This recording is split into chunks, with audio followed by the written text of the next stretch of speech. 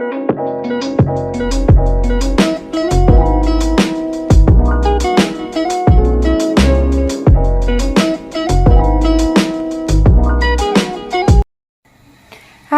Assalamualaikum warahmatullahi wabarakatuh.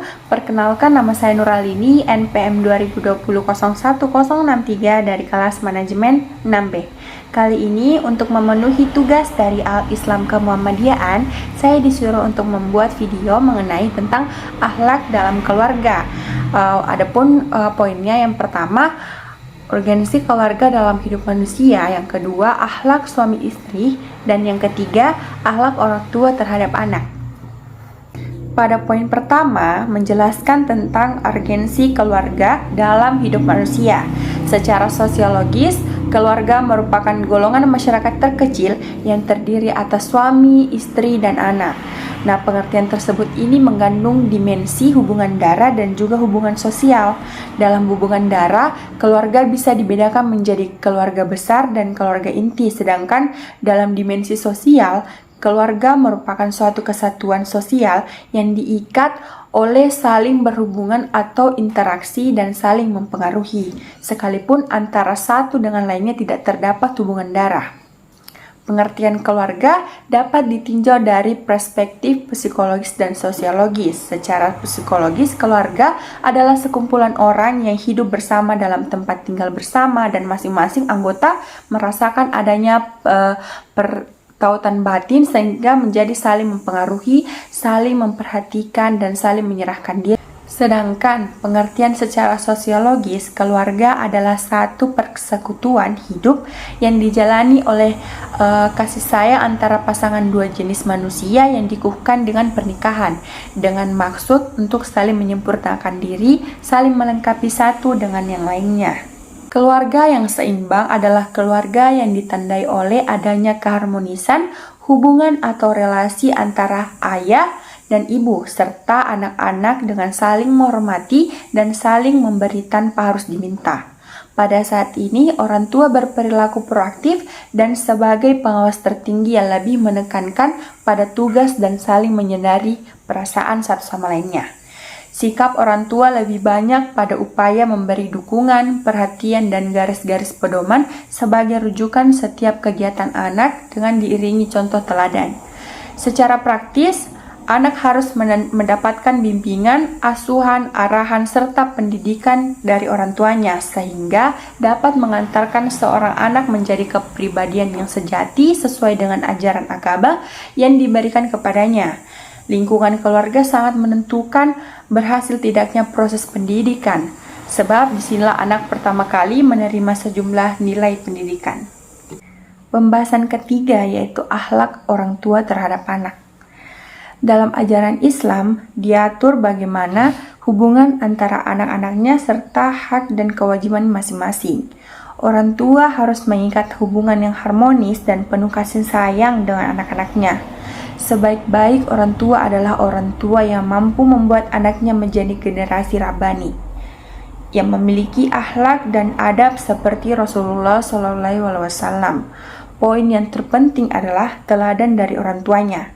Nabi Muhammad SAW diutus ke dunia ini tidak lain adalah untuk menyempurnakan akhlak yang mulia, akhlak yang sangat berkaitan dengan adab.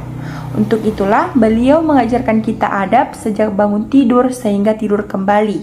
Semua ada tuntunannya, termasuk adab anak kepada orang tuanya, murid kepada gurunya, pendidik kepada peserta didik. Para pakar pendidikan sering mengatakan bahwa ketika orang tua mengajarkan adab kepada anaknya, walaupun sebelumnya ia juga belum melakukan adab itu, dengan belajar adab tersebut, maka hal itu bisa merubah menjadi kebiasaan dalam beradab. Hal ini akan berujung pada terbentuknya karakter yang bagus. Keberhasilan anak bukan karena guru, tetapi dengan orang tuanya. Berprestasi bukan karena gurunya, tapi karena orang tuanya sudah mencetak generasi yang seperti itu. Sebaik-baik orang tua adalah orang tua yang mampu membuat anaknya menjadi generasi rabbani yang memiliki akhlak dan adab seperti Rasulullah SAW. Allah Subhanahu wa Ta'ala berfirman dalam Al-Quran surah An-Nisa ayat ke-9, yaitu وَلْيَخْشَ الَّذِينَ لَوْ تَرَكُوا مِنْ خَلْفِهِمْ ذُرِّيَّةً ضِعَافًا خَافُوا عَلَيْهِمْ فَلْيَتَّقُوا اللَّهَ وَلْيَقُولُوا قَوْلًا سَدِيدًا. Arti dari ayat tersebut yaitu, dan hendaklah takut kepada Allah orang-orang yang sekiranya mereka meninggalkan keturunan yang lemah di belakang mereka, yang mereka khawatir terhadap kesejahteraannya.